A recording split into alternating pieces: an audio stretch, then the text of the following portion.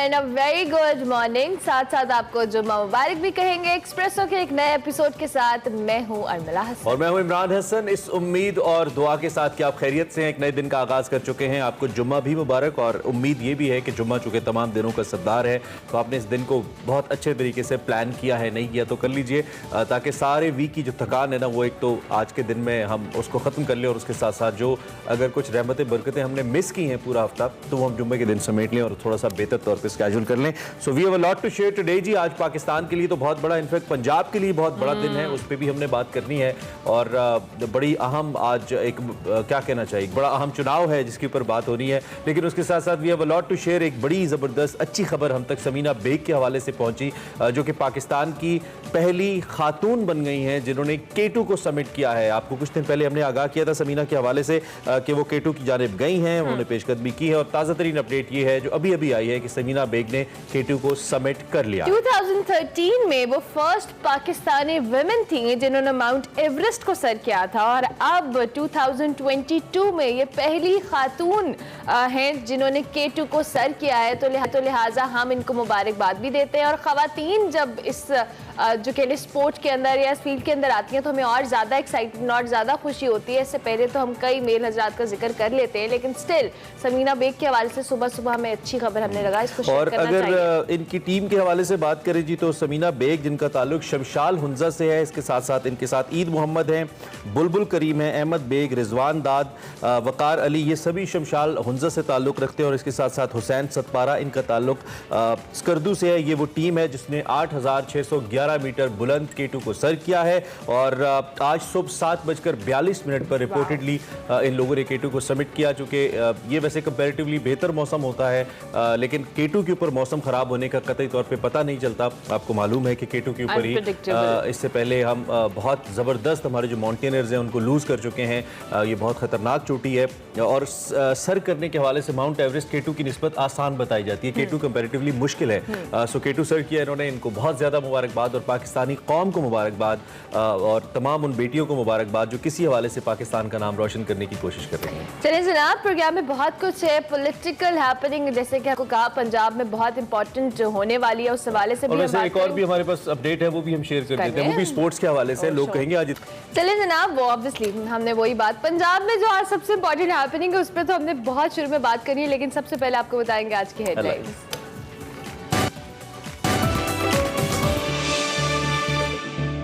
मुल्क के सबसे बड़े सूबे पर कौन हुक्मरानी करेगा? वजीर आला के चुनाव के लिए पंजाब असेंबली का इजलास से पहर 4 बजे तलब।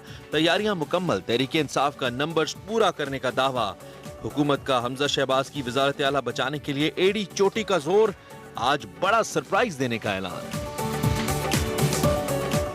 रुपया गिर गया, अराकीन असेंबली का रेट न गिरा। हुकूमत और तहरीक इंसाफ के एक दूसरे पर अराकीन को करोड़ों में खरीदने के इल्जामात। हमजा शहबाज पर पैसे क्यों लगाओ? वजीर आला के लिए पीपल्स पार्टी का उम्मीदवार होता तो जरूर पैसे लगाता। आसिफ जरदारी का चौधरी शुजात से दूसरी मुलाकात के बाद बयान। बल्दियाती इंतखाबात 1 माह के लिए मुलतवी करने पर सिंध की ओपोजिशन जमातें सरापा एहतजाज। तहरीक इंसाफ ने इलेक्शन कमीशन के खिलाफ अदालत में जाने का ऐलान कर दिया। जमात इस्लामी आज इलेक्शन कमीशन के बाहर धरना दे रही है।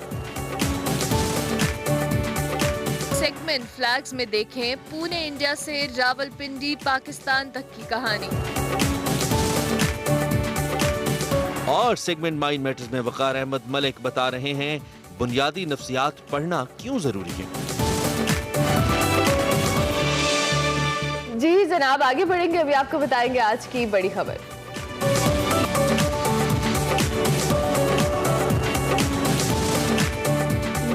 बड़ी खबर में आज पंजाब की तारीख का सबसे अहम दिन कहा जाए तो गलत नहीं होगा। तमाम नजरें पंजाब असेंबली पे लगी हुई हैं। वजीर आला पंजाब का चुनाव किया जाना है, चंद घंटे बाकी हैं। दोपहर 4 बजे इजलास तलब किया गया है, जबकि डिप्टी स्पीकर दोस्त मोहम्मद मजारी इजलास की सदारत करेंगे, जबकि वजीर आला हमजा शहबाज और स्पीकर पंजाब असेंबली परवेज इलाही के दरमियान सख्त मुकाबला जो है मुतवक्के है। PTI और काफ लीग को नंबर गेम्स की बरतरी हासिल है और परवेज इलाही को वजीर आला पंजाब बनाने का दावा भी किया जा रहा है। दूसरी जानिब से जो हुकूमत की तरफ हम कहें तो हमजा शहबाज की हुकूमत को बरकरार रखने के लिए एड़ी चोटी का जोर लगाया जा रहा है। सरप्राइज देने के हवाले से भी दावे किए जा रहे हैं, जबकि वफाकी वजीर दाखिला राना सनाउल्लाह दावा कर रहे हैं कि आज पीटीआई के 50 अरकान हमजा शहबाज को वोट दे सकते हैं। बिल्कुल। दूसरी जानिब the king of reconciliation Nasif Ali Zardari भी मुतहर्रिक हैं। उन्होंने 2 दिन में 2 मरतबा आवाम लीग के सरबराह चौधरी शुजात से मुलाकात की। कल एक तस्वीर भी बड़ी वायरल हुई जब दोनों की मुलाकात जारी थी। गुज़िश्ता रोज़ की मुलाकात के बाद खास मुस्कुराहट का सामना देखने को मिली हमें और साथियों को उन्होंने दिखाई और उसके साथ साथ विक्ट्री का साइन भी बनाया। पाकिस्तान तहरीक इंसाफ और हुकूमत के दरमियान इस वक्त जो हॉर्स ट्रेडिंग का मामला है, अरकान की खरीदो फरोख्त और उनको हिरासा किए जाने का सिलसिला है या इल्ज़ामात का सिलसिला है, वो मुसलसल जारी है। और इस सारी सूरत हाल पर हम इस वक्त अपडेट ले लेते हैं कि इस वक्त लाहौर में अपडेट क्या है। मियाँ असलम हमारे नुमाइंदे हम इस वक्त ज्वाइन करें, उनसे पूछते हैं। मियाँ असलम, क्या टेम्परेचर है, क्या सूरत हाल है इस वक्त, और ख़ास तौर पर वो तमाम MPAs जिनको जो कि मुकीद हैं इस वक्त एक होटल के अंदर और सभी पार्टीज अपने MPAs पर नजर रखे हुए हैं, उनके हवाले से भी हमें आगाह कीजिए। ताज़ा तरीन क्या आपके पास?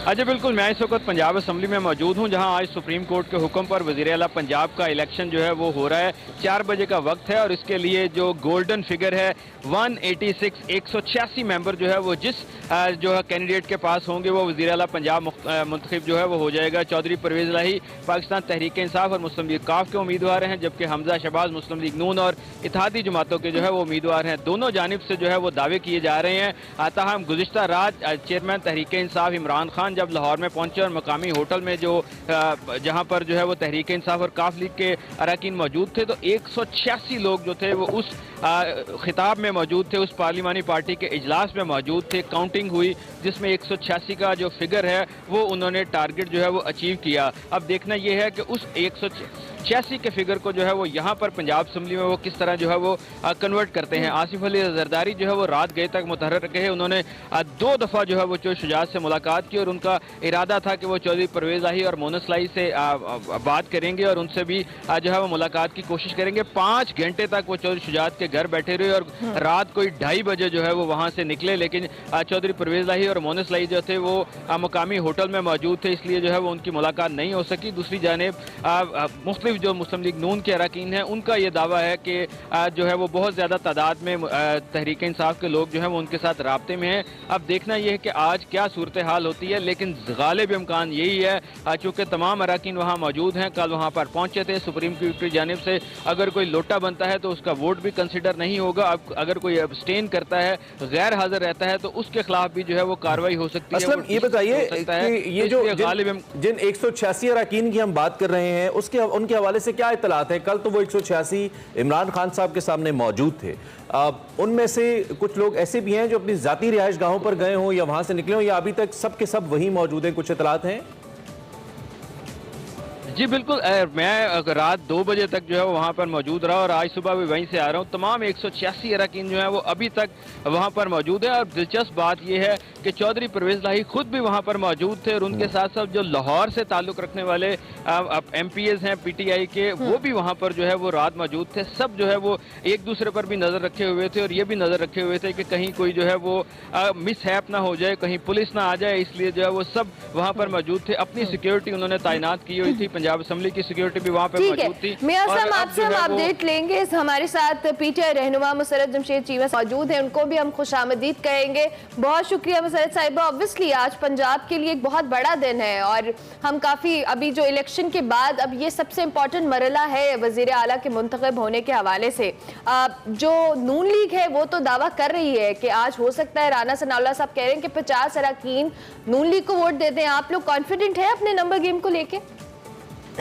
बिस्मिल्लाहिर्रहमानिर्रहीम। बहुत बहुत शुक्रिया उर्मिला हसन, आपको गुड मॉर्निंग। देखिए, सबसे इम्पोर्टेंट चीज़ ये है कि अब ये इन लोगों को समझ लेना चाहिए कि पाकिस्तान की सियासत एक नए दौर में शुरू हो गई है और वो दौर है नजरिए का दौर, वो दौर है एक सियासत के अंदर आपका बयानिया क्या और आवाम क्या चाहती है।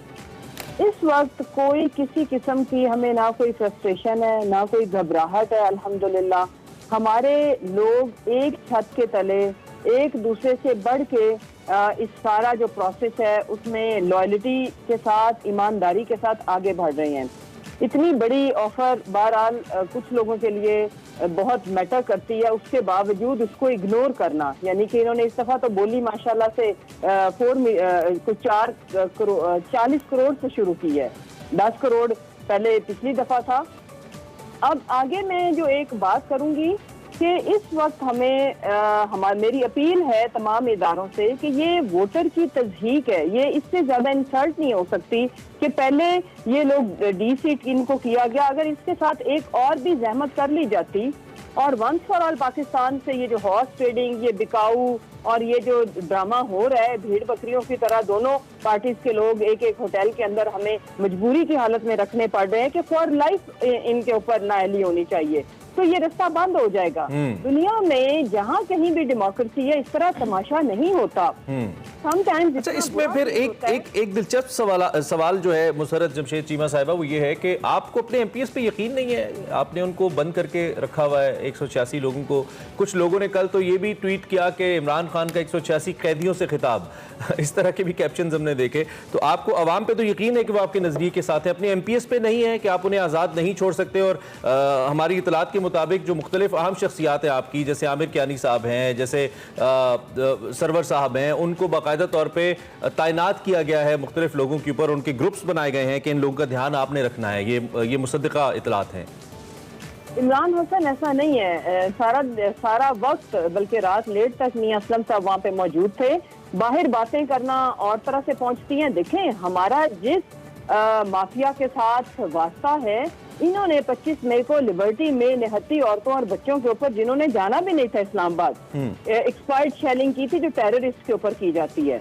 आपने राना सनाउल्लाह का जो स्टेटमेंट है वो सुना होगा कि 5 लोगों को इधर से उधर करना कोई इशू नहीं है। बेशुमार इन्होंने अनलिमिटेड हमारे ऊपर केसेस बनाए हुए हैं। बहुत सारी ऐसी एफआईआर है जिसमें अभी इन्होंने नामालूम करके हंड्रेड्स पीपल को ये फिल कर सकते हैं। तो हमें रियासती दहशतगर्दी, पुलिस दहशतगर्दी का इनसे खतरा है। और फिर ये तो मकसूद चपरासी को भी इन्होंने मार दिया, इन्होंने डॉक्टर रिजवान को मार दिया।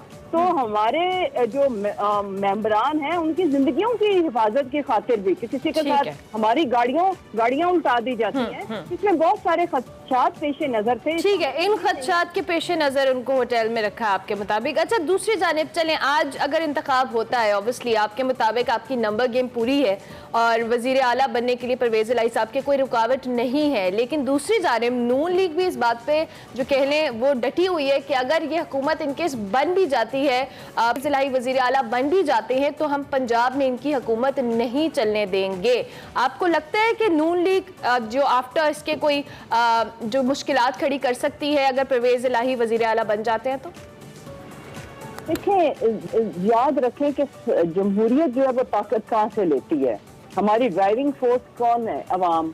जब अवाम ने, तो मैं ये बताऊं, अगर वोटर लिस्टों में इन्होंने रिगिंग प्री पोल ना की होती तो इस दफा ये जो 50,000 वोट पड़ा, ये 1 लाख होता। टर्न आउट आपको 50% जो नजर आ रहा है, 30 to 40% लोग वापस गए हैं पोलिंग स्टेशन से, क्योंकि इन्होंने डिफरेंट, एक ही फैमिली को डिफरेंट कंस्टिट्यूएंसीज के अंदर फेंका हुआ था। मैं इनको बताती चलूं, हम अवाम की ताकत से आए हैं और पहले से कहीं ज्यादा शिद्दत से आए हैं। इनको पता है फौरन, ये इतने अच्छे बच्चे नहीं है कि शामो शाम मान जाएं कि रिजल्ट्स को हम कबूल करते, कि इतनी रियासती दहशतगर्दी, पुलिस दहशतगर्दी, pre poll rigging, election commission इनके साथ, उसके बावजूद ये नतीजा।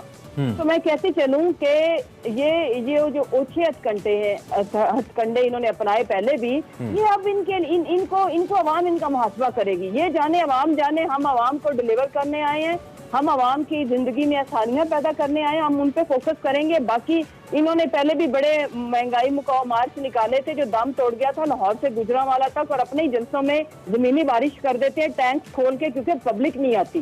पब्लिक इनका, देखिए, अगर इन्होंने हमारा नाश्ता कैसे बंद करना, हमने तो इनको नॉकआउट किया ना अवाम की सपोर्ट से। हमने जहाँ कॉल दी, जहाँ ट्वीट किया, लोग पहुंचे। ये क्या करेंगे? ये सारी पीडीएम एक ट्रक में खड़ी होगी और नीचे इंशाअल्लाह अल्लाह के हुक्म से नारे लगेंगे, इंपोर्टेड लोग नामंजूर, उस वक्त ऑपोजिशन होंगे। चले, wish you all the best, wish you all the best Musarrat Jamshed Cheema साहिबा, बहुत शुक्रिया।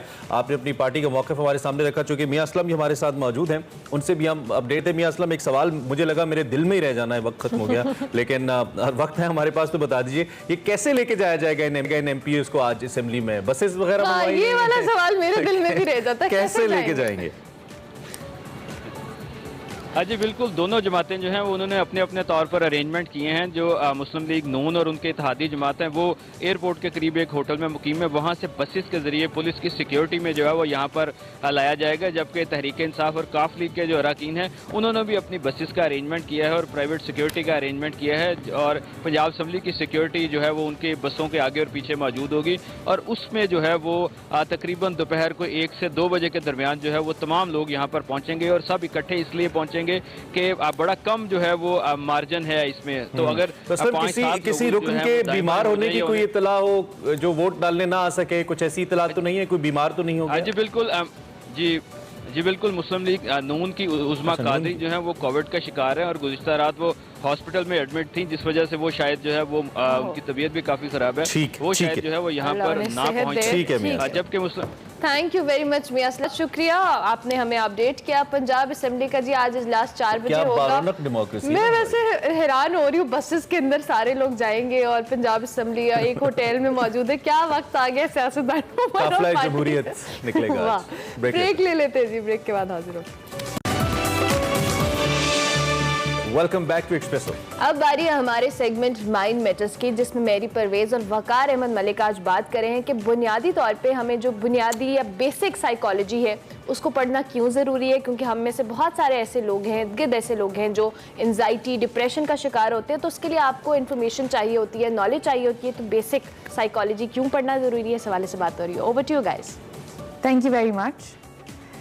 आज बहुत डिप्रेशन हो रहा है, एंजाइटी बहुत ज़्यादा है, स्ट्रेस बहुत ज़्यादा फील हो रहा है। ये कुछ ऐसे लफ्ज़ हैं जो कि हमने साइकोलॉजिकल किताबों से पकड़कर अपनी आम ज़िंदगी के अंदर उसको इस्तेमाल करना शुरू कर दिया है।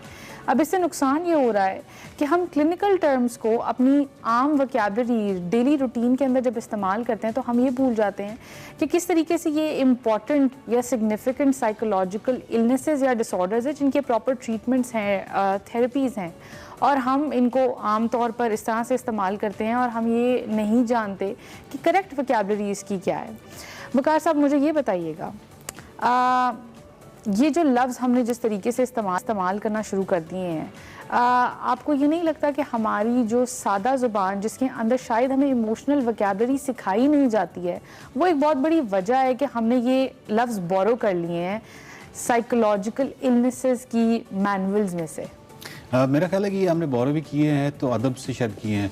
जो तख्लीकी लोग होते हैं ना, जो लिटरेचर के लोग होते हैं, इस तरह वो नावल लिखेंगे या कोई भी ऐसी चीज़ लिखेंगे तो वो मुख्तलिफ़ अलूम में से टर्म्स निकालते हैं, कुछ डिफरेंट होने के लिए, कुछ इस तरह करने के लिए। तो वो एक्चुअली जो साइकोलॉजी की बहुत सारी टर्म्स हैं वो लिटरेचर ने उठाई, और लिटरेचर के बाद एक ड्रामे में अगर एक हीरोइन कहती है कि मैं बहुत डिप्रेशन का शिकार हूँ, यू नो, वो फिर एक आम हो जाती है ना इस तरह की चीज़, फेमस हो जाता है, फेमस हो जाती है, ट्रेंडिंग। हाँ, ट्रेंडिंग, वो ट्रेंडिंग बेसिकली बनाया तो लिटरेचर ने, और उसको इस तरह का इस्तेमाल करके। और जो डिप्रेशन है या कोई भी एंग्जाइटी है या स्ट्रेस है, इनके दरमियान में क्या फ़र्क है? अच्छा, पूरा आपको पता है कि इसका डायग्नोस्टिक का एक पूरा प्रोसीजर है।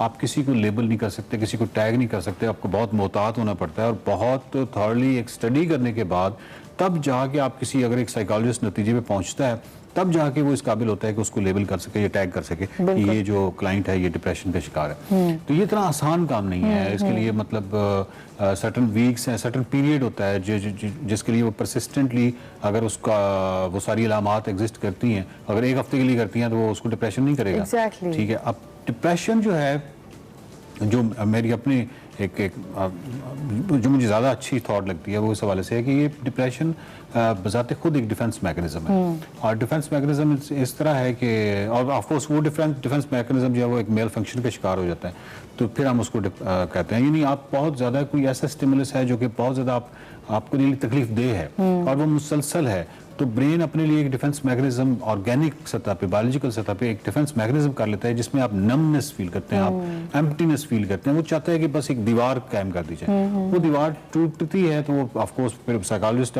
जो है वो बेहतर बताता है कि ये मेडिसिन से टूट सकती है या थेरेपी से टूट सकती है। थेरेपी बहुत बेहतर एक तरीक़ाकार है, लेकिन कहने का मतलब ये है कि ये एक साइकोलॉजिस्ट का काम है कि वो डिप्रेशन का जो लेबल लगाना है वो उसका काम है। ये कहना कि मैं आज इसलिए आज थका हुआ था या अब इसमें एक्चुअली जो थकावट वाली बात है इसमें भी बड़ा मसला है कि जो लेजीनेस है, ये जो सुस्ती है, उसको समटाइम हम डिप्रेशन के साथ कुछ Even उदासी को भी कर लेते हैं, और इन दोनों में बड़ा फर्क है। मिसाल के तौर पे ये जो डिप्रेशन है, ये बड़ी परसिस्टेंट किस्म की फीलिंग है, ऑफ सैडनेस, ऑफ डाउन होना, या एम्प्टीनेस फील करना, या होपलेस फील करना, ये बड़ी persistent for certain number of weeks तक ये चलता है, तो जाके आप डिप्रेशन। लेकिन अगर आप दूसरा कहें कि जो दूसरा आप हो सकता है पूरा दिन आप ऑफिस से थके हुए आए हैं, आप बहुत सुस्त फील कर रहे हैं, लेजी हैं, आप एक सोफे पे लेट गए हैं, उसके बाद आप सो गए हैं, लेकिन एक अच्छी नींद लेने के बाद दोबारा से आप जब सुबह उठेंगे तो होप भी अपनी जगह कायम है, उदासी भी खत्म हो गई है, आप एनर्जी भी फील कर रहे हैं। दूसरा एक और चीज़ भी होती है कि जो लेजी आदमी होता है, हो सकता है कि एक जॉब पे एक आदमी लेजी है, तो हो सकता है कि वो उसकी वर्क प्लेस ही ना हो, वो अपनी राइट प्लेस पे ना हो।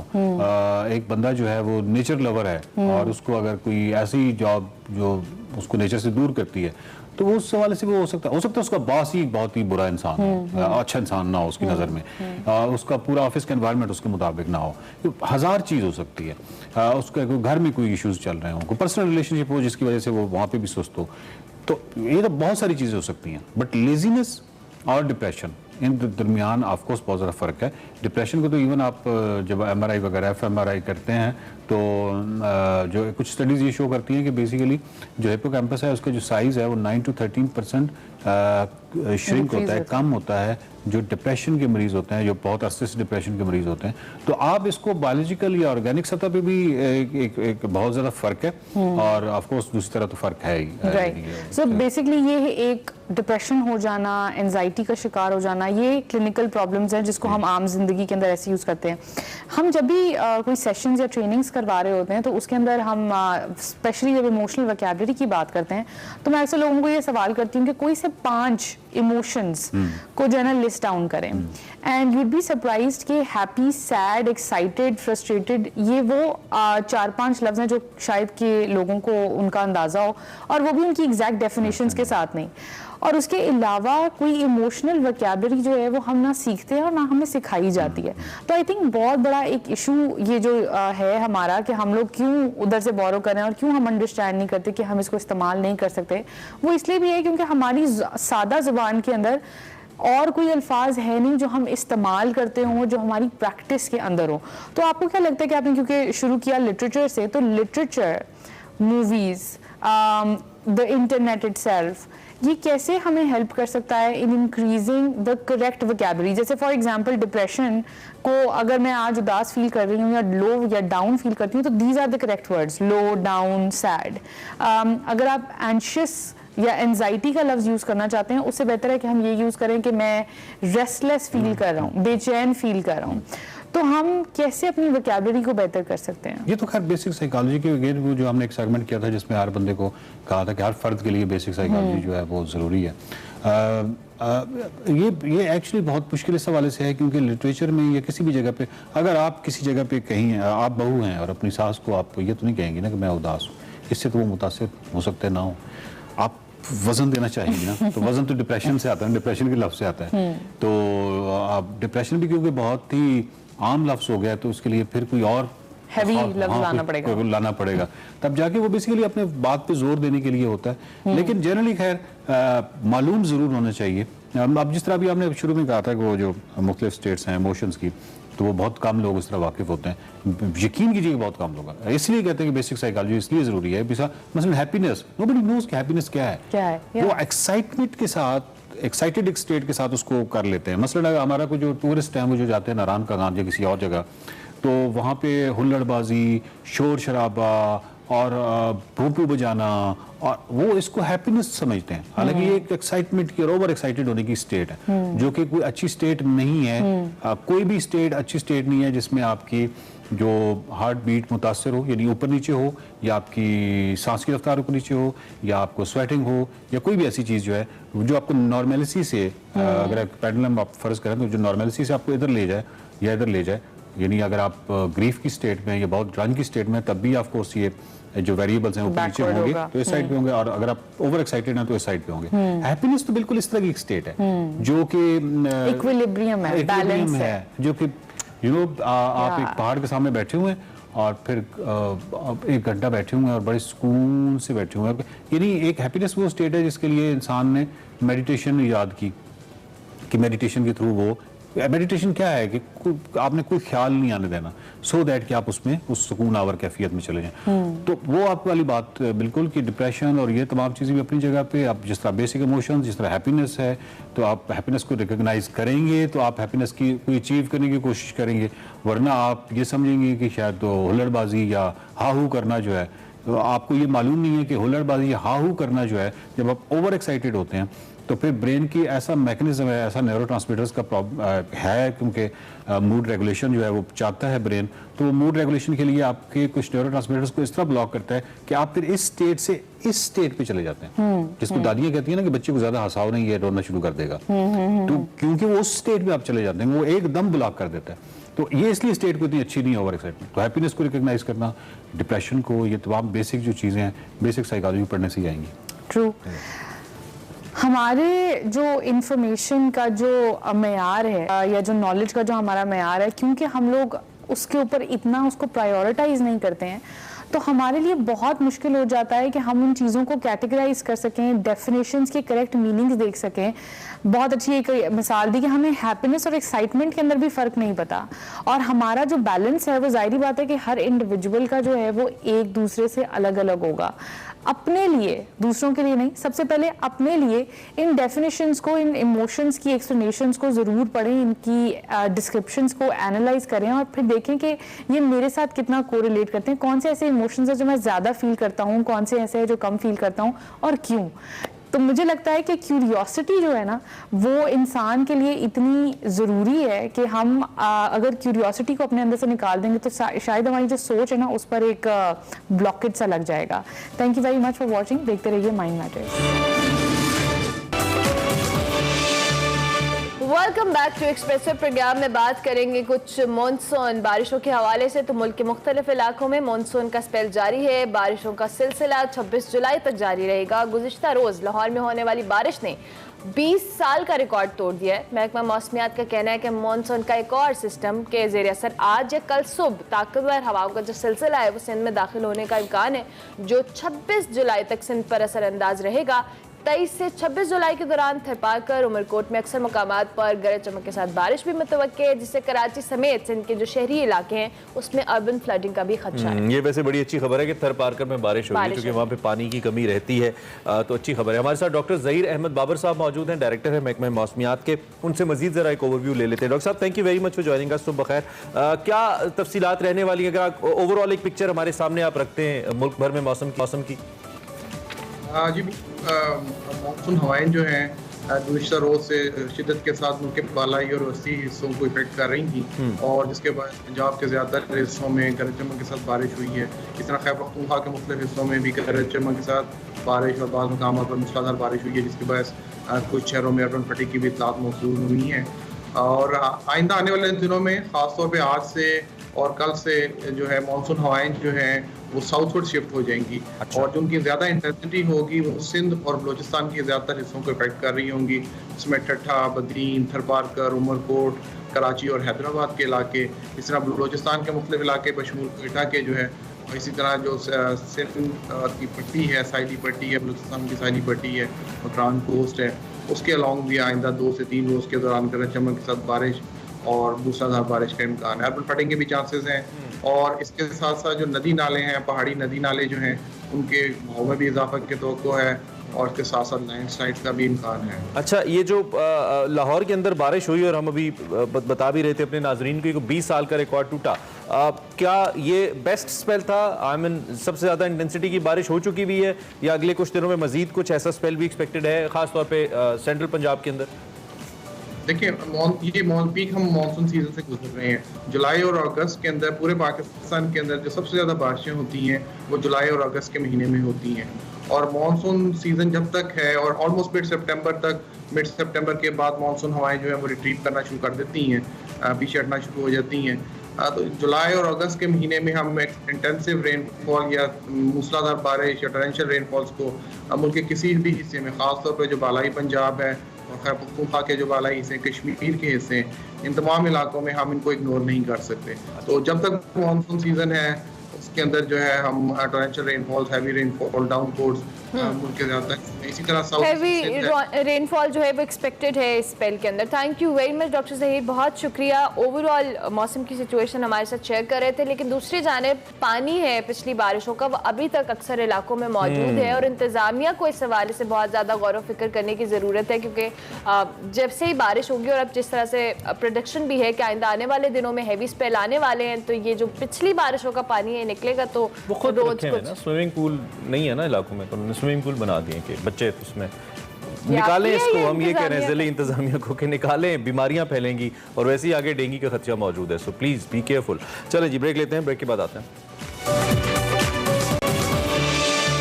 Welcome back to Expresso, program के दूसरे हिस्से में आपको खुशामदीद कहेंगे। वक्त हुआ चाहता है हमारे सेगमेंट फ्लैग्स का, जिसमें हम आपको पुणे से पाकिस्तान तक की कहानी, बल्कि पुणे से पिंडी तक की कहानी दिखाएंगे। रीना वर्मा साहिबा के बारे में आपने सुना, जो कि तकरीबन 75 साल के बाद पाकिस्तान में अपने होम टाउन पहुंची। उनका कैसा तजर्बा रहा, आज के फ्लैग्स में सना हमारी उनसे आपकी मुलाकात करवा रही है, दिखाते हैं आपको।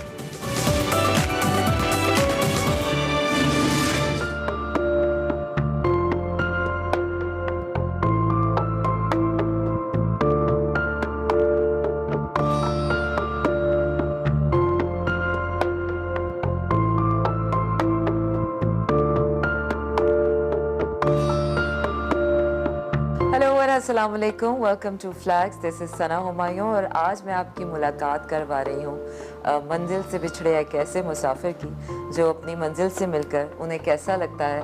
आइए जानते हैं मिस रीना वर्मा के पाकिस्तान में पहली बार आने के उनके तासुरात।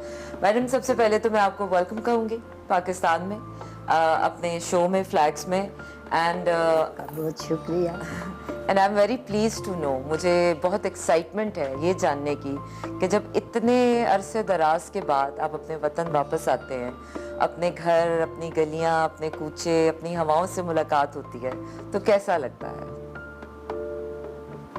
देखिए, मेरा ऐसा है, अगर शुरू से आप मेरे से पूछें तो जब मैंने वाघा बॉर्डर एंटर किया, मुझे खुद भी ये मालूम नहीं था, आने का तो खैर पता ही था, तो मैं बहुत टाइम से अपने ही घर में रह रही थी, वो उन्हीं बचपन की यादों में। लेकिन जिस वक्त वाघा बॉर्डर पहुँचे तो मैंने वो इतना बड़ा बोर्ड देखा, इंडिया पाकिस्तान बॉर्डर। मैं आपको बता नहीं सकती, मैं इतनी इमोशनल हो गई थी और मैं इतना रोई, क्योंकि सडनली ऐसे रियलाइज़ हुआ कि जो जगह हमारी ही थी, एक लाइन बना के तो उसको क्रॉस करने की अब ज़रूरत है, और वो भी उसके लिए मुशक्क़त करनी पड़ती है कि कैसे कैसे जाएं। somehow I got very this thing। लेकिन वहाँ जो मुझे लेने आए हुए थे सब इतने प्यार वाले, मैं ऑफ कोर्स मेरे पहले से ही उनसे वो था पहचान, तो मेरे को तो ये लगा ही नहीं कि मैं किसी नई जगह आई। मेरे को ऐसे ही लगा कि मैं उनको मिली हुई हूँ, उनको भी मिली हुई हूँ और जगह भी अपनी है, क्योंकि जगह को तो मैंने कभी ये सोचा ही नहीं ना, जिंदगी में नहीं सोचा कि अपनी नहीं है। How sweet.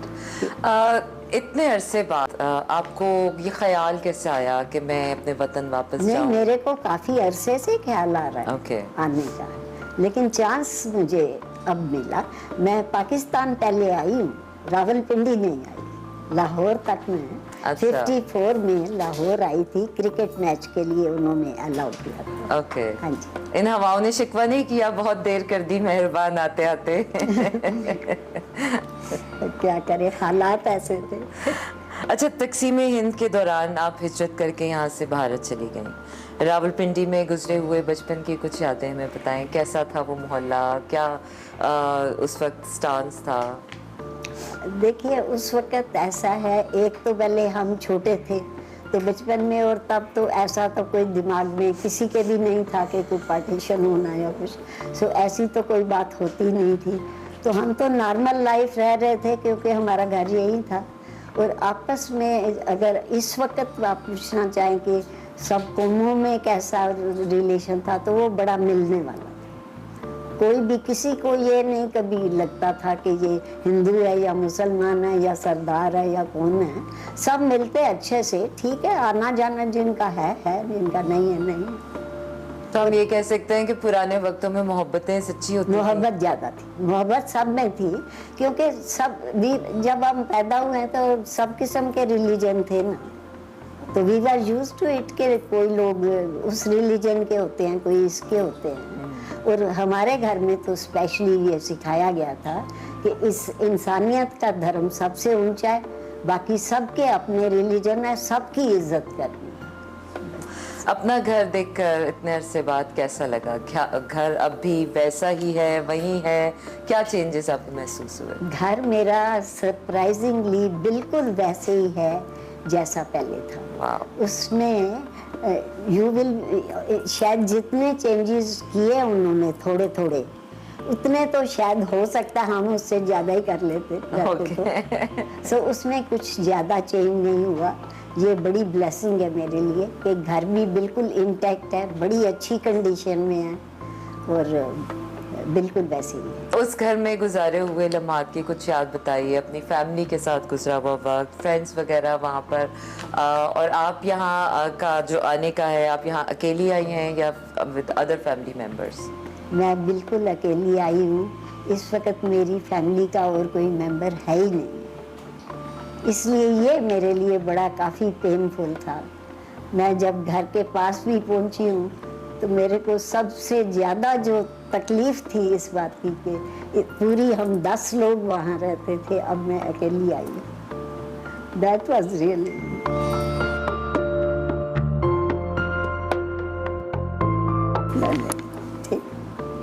ठीक है। आई फील ब्लेस्ड के और कोई नहीं आ पाया तो मैं तो आई हूँ।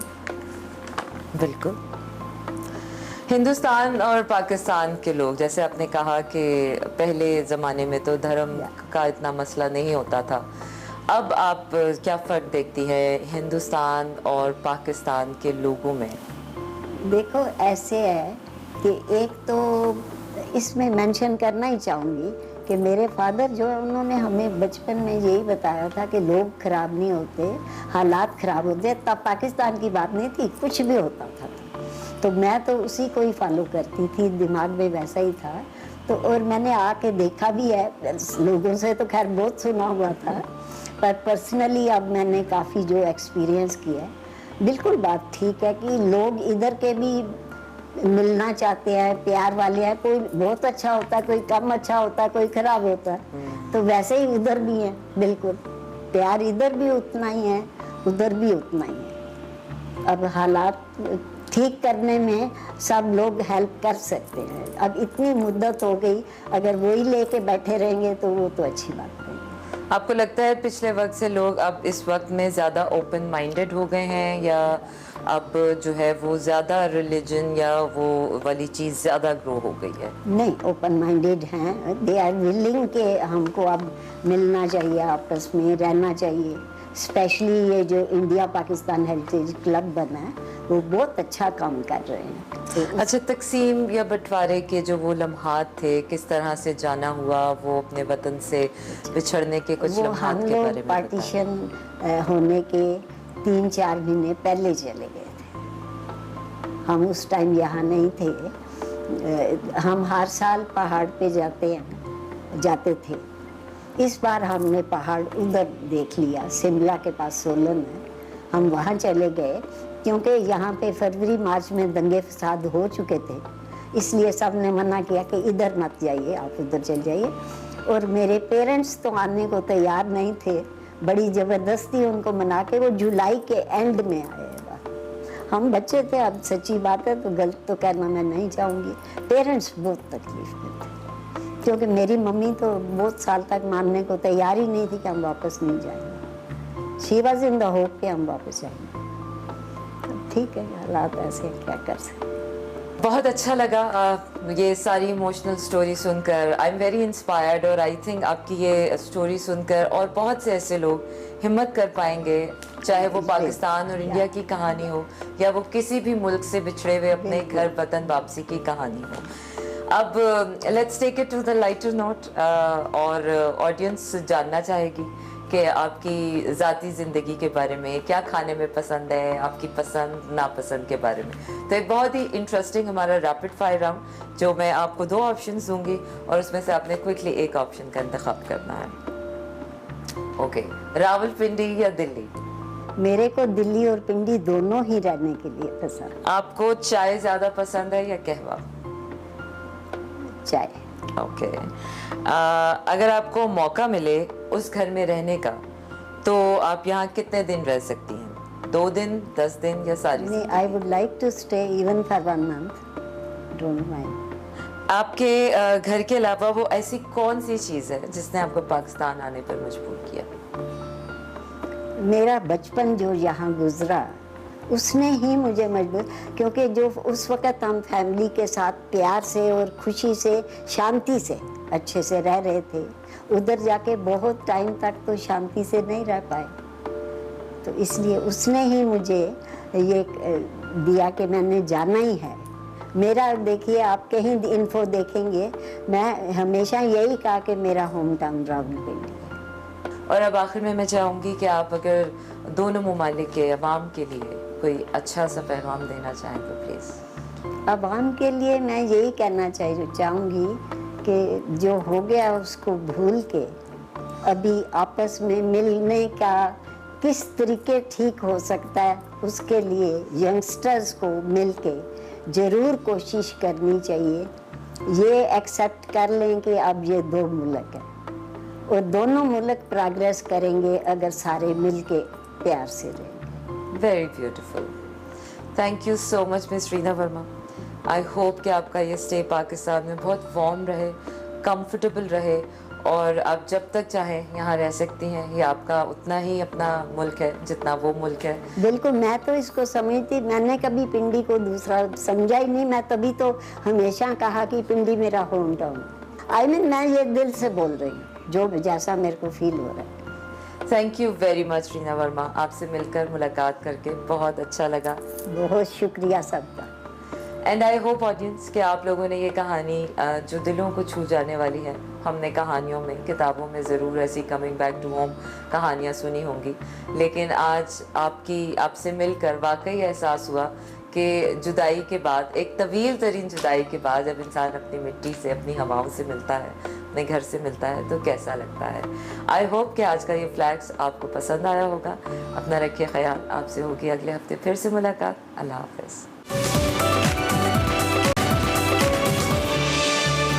Welcome back to Expresso. बात करेंगे सिंध में मुमकिन बारिश और ख़राब मौसम के बायस इलेक्शन कमीशन ने बल्दियाती इंतखाबात का दूसरा मरहला 28 अगस्त तक मुलतवी कर दिया है। बल्दियाती इलेक्शन मुलतवी करने पर सिंध की जो अपोजिशन जमातें हैं, जिसमें तहरीक इंसाफ की बात की जाए, जमात इस्लामी, तहरीक लब्बैक पाकिस्तान और कौमी अवामी तहरीक समेत दीगर सियासी जमातें सरापा एहतजाज हैं और इलेक्शन के इल्तवा पर शदीद तशवीश का इजहार भी किया जा रहा है। गुज़िश्ता रोज़ तहरीक इंसाफ ने इलेक्शन कमीशन सिंध के बारे एहतजाज किया और फैसले को अदालत में चैलेंज करने का भी ऐलान किया, जबकि तहरीक लब्बैक ने भी मुख्तलिफ इलाकों में मार्च और फौरी बल्दियाती इलेक्शन कराने का मुतालबा किया है। जबकि जमात इस्लामी की बात की जाए तो बल्दियाती इलेक्शन के इल्तवा को जमहूरियत के खिलाफ साजिश करार दे रही है। बिल्कुल, और आज इलेक्शन कमीशन के दफ्तर के बाहर जमात इस्लामी ने धरना देने का भी ऐलान किया है। दूसरी जानिब कौमी अवामी तहरीक सदर रियाज लतीफ पलेजो ने इल्जाम लगाया है कि बल्दियाती इलेक्शन मुलतवी करके खरीदारी और धांधली के लिए वक्त हासिल किया गया है। मेयर कराची मुर्तजा वहाब ने सूबाई हुकूमत और इलेक्शन कमीशन के फैसले का दिफा किया है।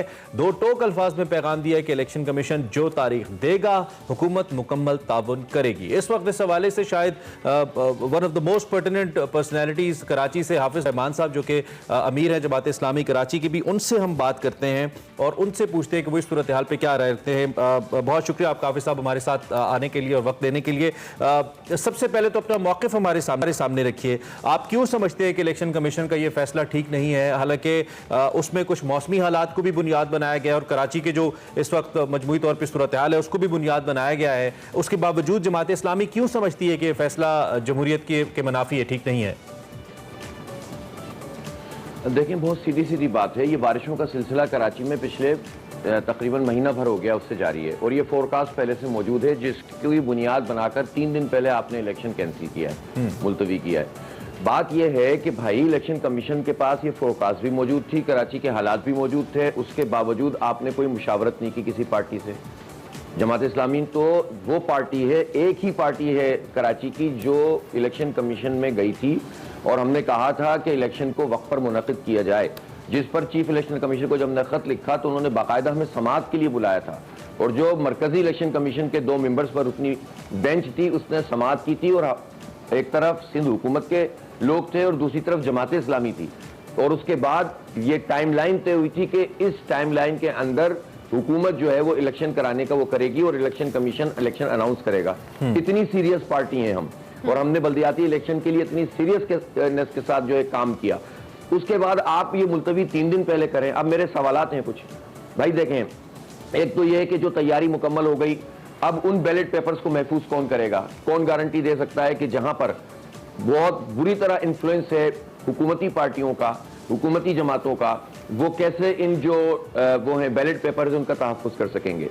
सेकंड बात यह है कि जो पैसे खर्च हो गए हैं उसका क्या होगा? तीसरी बात यह कि जो कैंडिडेट्स के पैसे लग गए हैं हजारों की तादाद में, 246 सिर्फ कराची के अंदर जो है वो यूनियन कमेटियां हैं, फिर हैदराबाद है, फिर बदीन है, ठट्टा है, जो हजारों लोगों के पैसे लग गए हैं इलेक्शन में, उनका क्या बनेगा?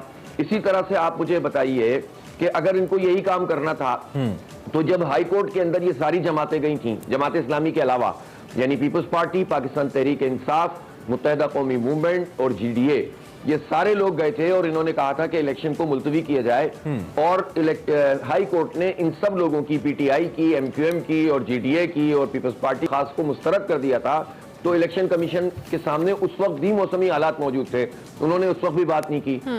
हमारा कहना यह है कि जब आपसे हम कहते हैं कि वोटर लिस्टें सही करो, आप नहीं करते अपनी जिम्मेदारी पूरी। मुर्तजा वहाब का नाम आपने मेयर कह दिया। भाई, मेयर मुंतखब होता है, ये सियासी एडमिनिस्ट्रेटर है, नाजायज, गैर कानूनी, गैर अखलाकी, गैर कानूनी और गैर आईनी, जिसको इलेक्शन कमीशन के सामने 12 हमने मुतालबा किया, वो इनको बरतरफ नहीं कर रहा या अहकामात नहीं दे रहा कि इनको हटाया जाए।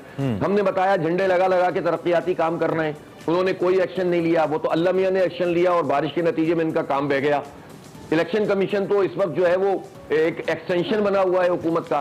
तो इसलिए हम देखें, बाकी जमातें अगर मुजाहरा कर रही हैं तो वो तो हाई कोर्ट गई थी मुलतवी कराने के लिए, हम एहतजाज कर रहे हैं तो हम तो बिल्कुल ग्राउंड पे कर रहे हैं। जो सवाल भी यही है कि आप लोग एहतजाज करने जा रहे हैं, आपको लगता है कि ऑब्वियसली इससे पहले भी धरना आप लोगों ने आज देने का ऐलान तो किया है, पहले भी धरना दिया था, कोई खातिर खा नताइज नहीं मिले, आपको लगता है कि जिस तरह से आप लोग एहतजाज या धरने की कॉल देने जा रहे हैं आज, आपके मुतालबात की मंजूरी होगी या मुतालबात माने जाएंगे? क्योंकि आप लोगों ने ऑब्वियसली ऐलान किया कि आप पूरा एहतजाज जो धरना देंगे, बट स्टिल मुतालबात की मंजूरी के लिए is it a good option कि धरना दिया जाए? नहीं, एक कानूनी अमल है, आईनी अमल है, जमहूरी अमल है। जब आप सुनेंगे नहीं, जब आप हमें बुलाएंगे ही नहीं, तो एक इलेक्शन कमीशन एक रियासती इदारा है, ठीक है ना, ये कोई हुकूमती इदारा तो है नहीं। हुकूमत को भी ये काम करना चाहिए, जब कोई काम करे तो मशवरा करे पार्टियों से। आप तो रियासती इदारा है, आप बाइस क्यों हैं? असल में देखें ना, एक कैंपेन बन गई, एक वेव बन गई। इस वक्त आप कराची में पब्लिक ओपिनियन पोल करें, आपको पता चल जाएगा कि एक तरफ राय हो रही थी कि जमात इस्लामी का मेयर ही मसला हल कर सकता है। जिस तरह हम डूब रहे हैं, जिस तरह हम टूट का शिकार हैं, चारों तरफ से यही आवाज है, सोशल मीडिया से लेकर जो है वो पब्लिक के अंदर एक ही आवाज है कि यार जमात इस्लामी ने पहले भी ठीक किया था, नेमतुल्लाह खान ने, अभी भी यही कर सकते हैं, वरना कोई उम्मीद नहीं है। अच्छा, बिल्कुल आप पूछ लें, लेकिन जब आप एक चीज बनने लगती है, आप ज़िमनी सवाल ये है कि ठीक है, आपकी जो एक स्ट्रीट पार है या आपकी जो एक स्ट्रीट स्ट्रक्चर है कराची के अंदर, हमने देखा है खुद, वो बड़ा जबरदस्त है और वो बड़ा अच्छे तरीके से काम करता भी हमें नजर आता है बहुत सी जगहों पे। लेकिन when it comes to mayorship जी, तो जैसे MQM गिला करती रही, मेयर तो उनके पास था, लेकिन वो कहते थे इख्तियारात नहीं। इख्तियारात का क्या मतलब? एडमिनिस्ट्रेटिव इख्तियारात नहीं है, फाइनेंशियल इख्तियारात नहीं है। आप अगर ये दावा कर रहे हैं कि आप ठीक कर सकते हैं, आपकी एडमिनिस्ट्रेटिव पावर होगी, लेकिन जब तक आपको फाइनेंशियल पावर नहीं मिलेगी, जो कि ऑब्वियसली सूबाई हुकूमत ने देनी है, तो आप कैसे फिर इस पे अमल करेंगे? कैसे आप आवाम को इस पे ये कह सकते हैं कि आपका मेयर ठीक कर देगा सब कुछ? उसकी रीजन है, देखें, एक तो ये कि आपने भी पिछला सवाल भी किया था कि आपने धरना दिया तो क्या हासिल हुआ। हमने धरना दिया तो ये मसला लोगों को पता चला कि MQM और पीपल्स पार्टी की इत्तेहादी हुकूमत ने हमसे कौन कौन से इख्तियारात 2013 में छीने थे। ये बात लोगों को पता चली कि हमारे पास कौन सा इख्तियार है और कौन सा नहीं है। धरना दिया तो पीपल्स पार्टी को मजबूर होना पड़ा, हमसे मुज़ाकरात किए, एग्रीमेंट किया, कौम के सामने खुद उन्होंने ऐलान किया और इदारा नूर हक़ के वज़ीर आला ने 8 मुशीरों की और वजीरों की मौजूदगी में ऐलान किया कि ये बिल्कुल हम इस पर अमल करेंगे। फिर उन्होंने अमल किया भी किसी हद तक और उन्होंने काबीना से कुछ चीजें पास भी करवाई। ये धरना था जिसकी वजह से ये कानून बन गया है कि अब जो मुंतखब मेयर होगा वाटर एंड सीवरेज बोर्ड का चेयरमैन होगा। ये हमारे धरने से हुआ है, किसी का काम से नहीं हुआ। ठीक है, तो हरकत में बरकत है। अब आप मुखलिस होकर जब काम करते हैं, कंसिस्टेंट होते हैं, तो लोगों को भी एतबार बनता है। हम ये समझते हैं कि जमात इस्लामी और दूसरी पार्टियों में फर्क है। हम रोना गाना नहीं करेंगे, हमारे पास जो बजट होगा हम उसके मुताबिक काम करेंगे। लोग हमसे सवाल भी उसी का करेंगे जो हमारा इख्तियार है, जो इख्तियार नहीं है उसका काम नहीं। दूसरी बात यह कि जितने पेंडिंग प्रोजेक्ट हैं, देखें ये सब पार्टियां, इनकी फाइलें बनी हुई होती हैं, इनको अपने मफादात चाहिए। पिछले मेयर ने अपनी गाड़ियों पे तो कोई कंप्रोमाइज नहीं किया।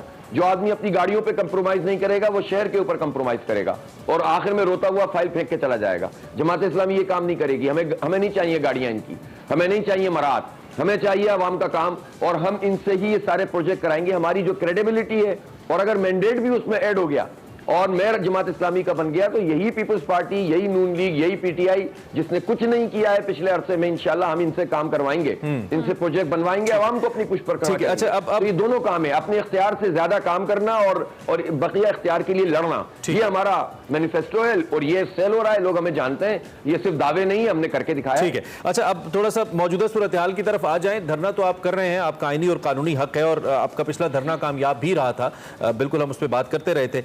क्या सिर्फ धरना ही ऑप्शन है? चूंकि तहरीक इंसाफ तो अदालत में भी लेके जा रही है इस मामले को, क्या आप भी एक फरीक बनेंगे अदालत में? और अगर ये मामला अदालत में जा रहा है तो आपको किस हद तक रिलीफ की तवक्को है इस ज़िमनी बलदियाती इंतखाब को लेकर? देखें, अब तो देखें, आज हो गई 22 तारीख। हमारा ये धरना इसलिए है कि मुझे ऐसा फील हो रहा है कि बल्दियाती इलेक्शन 2.5 साल तक इन्होंने डिले किया। ठीक है, बिल आखिर ये इलेक्शन कमीशन नहीं किया, मैं मानता हूं इस बात को, और जोर दिया, वरना पीपल्स पार्टी नहीं कराती। अब अनाउंस हो गया। अब ये जो मुझे साइन नजर आ रहे हैं जिसमें अचानक से एक पार्टी चली गई आखिर में और उसके बाद आपने एक जवाब बनाकर इसको डिले किया, आप पार्टियों को बुलाकर 1 हफ्ते आगे कर देते। जस्टिफाइड था कि यार ज्यादा बारिश होने का चांस आ रहा है, देखो ये फोरकास्ट है, हम आपसे कहते हैं कि यार हम सॉरी इतना हो गया है, बारिश में भी हो तो जाता है, लेकिन चलें 1 हफ्ता बढ़ा देते हैं, बात समझ में आती। लेकिन आपने 1 महीना 4 दिन बढ़ा दिया और साथ में आपने अड़ंगा 245 का भी लगाया हुआ है। पहले भी हमने एतराज किया था कि भाई जब इतना बड़ा बल्दियाती इलेक्शन हो रहा है तो 3 दिन बाद NA 245 का इलेक्शन नहीं करें, थोड़ा आगे जाके करें। जिसको कल ट्विस्ट किया इलेक्शन कमीशन जैसे रियासती इदारे ने और जमात इस्लामी के खिलाफ जो है इन्होंने एक तरह का झूठ पर मबनी एक बयान जारी किया, जिसको हमने उसी वक्त प्रेस कॉन्फ्रेंस करके कंडेम किया और हम ये समझते हैं कि इन्होंने हमें डिफेम किया है। हम कानूनी चाराजोई का हक रखते हैं इस बात पर। रियासती इदारा एक पार्टी के खिलाफ आकर खड़ा हो जाएगा, मैं हैरान हूं जमात इस्लामी ने इनका क्या बिगाड़ा है भाई। तो इसलिए जिन लोगों ने भी ये काम किया इलेक्शन कमीशन में, उन्हें माफी मांगनी चाहिए। हमने ये कहा था कि बल्दियाती इलेक्शन हम तो करवाने वाले थे, हम तो कोर्ट में भी नहीं गए, पीटीआई, MQM, GDA सब गए थे, तो आप हमें कह रहे हैं कि हमने कहा था 245 का अड़ंगा आगे करें आप। अभी भी इन्होंने ये काम किया है, 21 तारीख को 245, 28 तारीख को जो है वो बल्दियाती इलेक्शन। तो हमें खतरा है कि ये कोई और गड़बड़ करके बल्दियाती इलेक्शन को मौखर करेंगे, तो इसलिए हम धरना दे रहे हैं कि हम फरार नहीं होने देना चाहते इन लोगों को। ठीक हो गया, ठीक हो गया। हाफिज साहब, दूसरी जानिब आपने पहले मुर्तजा वहाब साहब का जिक्र किया और उन्होंने कल एक जब दावा किया गया कि मेयर कराची जो है जमात इस्लामी का होगा, तो उन्होंने जवाब में कहा कि वो तो घर के मेयर बन सकते हैं, कराची के नहीं। जरा इस स्टेटमेंट को भी जरा आप क्या कहेंगे इस हवाले से? नहीं, उन्होंने बिल्कुल ठीक कहा, ये कराची मेरा घर है, हम इसको घर समझते हैं। अगर ये पीपल्स पार्टी, मुर्तजा वहाब, पीटीआई, नून लीग, MQM भी इसको घर समझते ना, तो आज हमारा ऐसा बेड़ा गर्क नहीं होता। ये मेरा घर है और इंशाल्लाह कराची के अवाम जमात इस्लामी का मेयर, इसी घर के मेयर को जो है जमात इस्लामी का बनाएंगे इंशाल्लाह ताला। ठीक है, ठीक है। हाफिज नईम रहमान साहब, बहुत शुक्रिया, आपने अपना मौका सामने रखा। जमात इस्लामी कराची के अमीर हाफिज नईम रहमान साहब आगाह कर रहे थे, बता रहे थे कि उनका क्या ख्याल है। वो कहते हैं कि हमारा आईनी और कानूनी हक है और लॉजिक्स वैसे उनकी लॉजिकल बातें हैं कि अगर कैंपेन चल गई, खर्चे हो गए लोगों के जो उम्मीदवारान हैं और एक हाइप बन गई उसके बाद अचानक से, और जो उनका सबसे बड़ा एतराज़ है सारे मामले के ऊपर कि पार्टीज को कॉन्फिडेंस में नहीं लिया गया इतना बड़ा फैसला करते हुए, खुद से एक फैसला कर दिया गया 3 दिन पहले। तो देखते हैं जी, तहरीक इंसाफ इस हवाले से अदालत में जाने का भी इरादा रखती है, जमात इस्लामी धरना देने का इरादा रखती है और इनके धरने का एक प्रेशर बिल्ट हुआ था पिछले धरने का, आपको याद होगा, जिसमें कुछ मुतालिबात इन्होंने अपने बड़े अहम मनवा लिए थे मेयरशिप के हवाले से। सो क्या सूरत हाल बनती है, आपको आगाह रखेंगे इस बारे में। ब्रेक लेते हैं, ब्रेक के बाद हाजिर होते हैं। Welcome back back to Expresso. Break के बाद हाजिर हो चुके हैं और हमारी ज़िंदगी में खुशी आ चुकी है और हमारे सेट पे भी। खुशी कैसी हैं आप? मैं ठीक ठाक, आप लोग कैसे हो? बिल्कुल ठीक। खुशी, आज आप सुबह सुबह कैसी एक्सरसाइज हमें बताएंगी? वीकेंड के हिसाब से बताइएगा। वैसे वीकेंड से पहले हम सो के दिखा दे। वीकेंड में तो सोते हैं सब। Sleep is a blessing. आप जब काम कर रहे हो तो आपको बस स्लीप चाहिए होती है। I agree. We miss sleep every day. So guys, आज नॉर्मली फ्राइडे को हम फुल बॉडी करते हैं या लेग्स करते हैं। ठीक है। तो टुडे मैं आपको लेग्स बताऊंगी क्योंकि lot of women are coming to me and उनका ज़्यादा मसला होता है लेग्स और ग्लूट्स का।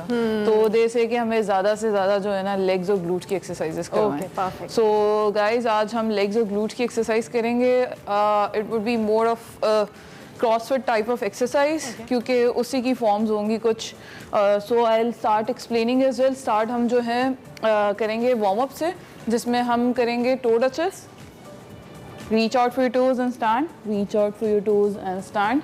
ये आपकी बैक के स्ट्रेचेस और ग्लूट्स के और हैम्स के स्ट्रेच होंगे, ठीक है। And then will do squats, you stretch warm up our quads as well. So guys, feet shoulder width apart, arms forward parallel to your shoulders and press your heels down and toes down as well.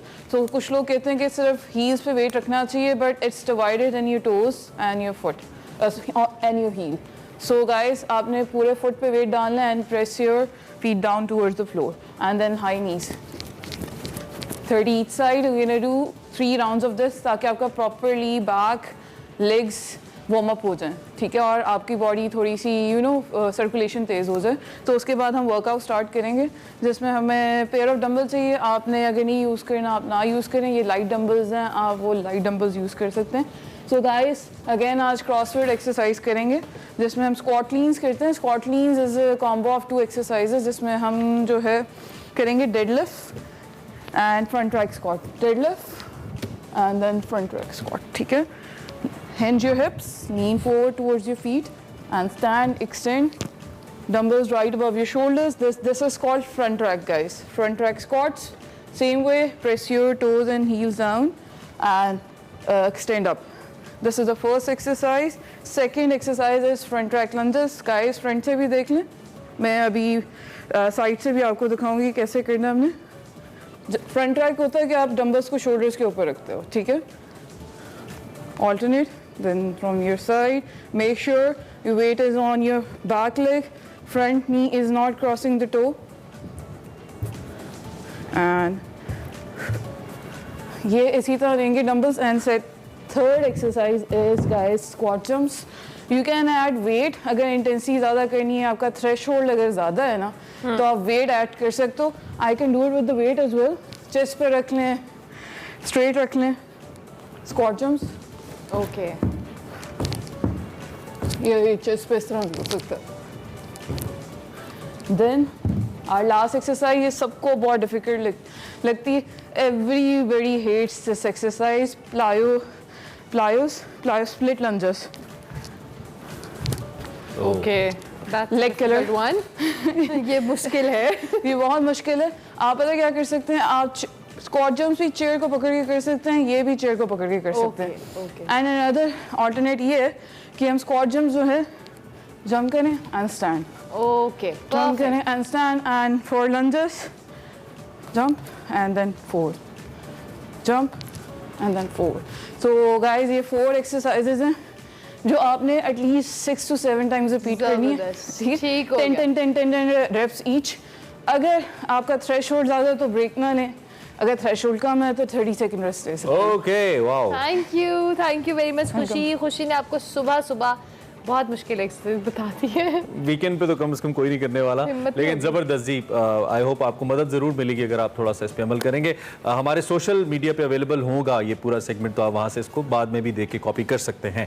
अच्छा जी, अमरीकी सदर जो Biden के हवाले से इस वक्त इत्तलात आ रही हैं, चूँकि कोविड की एक और वेव मौजूद है। It's being reported that president Biden, उनको भी एक दफ़ा फिर नहीं, पहले नहीं हुआ था उनको, नहीं पहली दफ़ा हुआ, कोविड हो गया उनको। ये इत्तलात आ रही हैं, मजीद कंफर्मेशन आप तक पहुँचाएंगे जो ही हमें मजीद पता चलेगा। इससे पहले कि हम प्रोग्राम खत्म करें, वीकेंड का शो है और हमने इससे पहले भी आपको आगाह किया था कि इस वक्त लाहौर के अंदर एक बड़ा इंपॉर्टेंट इवेंट जारी है, chief of army staff club hockey tournament, जिसमें हॉकी को प्रमोट करने के लिए क्लब लेवल के ऊपर बड़े जबरदस्त मैचेस हो रहे हैं। खास तौर पे जो लाहौर में देख रहे हैं इसमें एंट्री फ्री है। Yes. आप ये फाइनल देख सकते हैं और जरूर जाइए, अपने कौमी खेल को सपोर्ट कीजिए ताकि हमारा कौमी खेल भी क्रिकेट की तरह मजीद ऊपर आए। चलिए जनाब, अब आपसे इजाजत लेंगे। अब आपसे मुलाकात होगी मंडे को, लेकिन कल और परसों हमारा बेस्ट ऑफ चलेगा, उसको देखना बिल्कुल मत भूलिएगा और साथ साथ हमें फीडबैक जरूर दीजिएगा। मंडे तक के लिए हमारी तरफ से अल्लाह हाफिज।